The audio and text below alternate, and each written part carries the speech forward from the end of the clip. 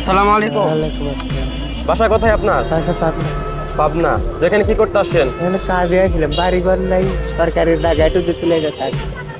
তো কাজ কি করেন আপনি? এই কৃষকের কাজ। দুপুরে খান। তো আমার কাছে কি চাইছেন আপনি?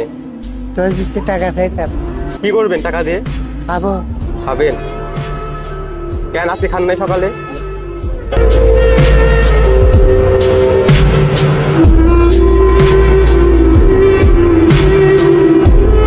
এই মালিক, মানে আমাদের মানিকগঞ্জে আমি যদি এরকম ভিডিও না করতাম তাহলে আমি বুঝতামই না আমাদের মানিকগঞ্জে এরকম মানুষ আছে। তো সবাই তার জন্য দোয়া করবেন। সে আমার কাছে 20 টাকা চেয়েছে, তো আমি তাকে টাকাটা দিব। হ্যাঁ, আমার জন্য দোয়া করবেন। আচ্ছা।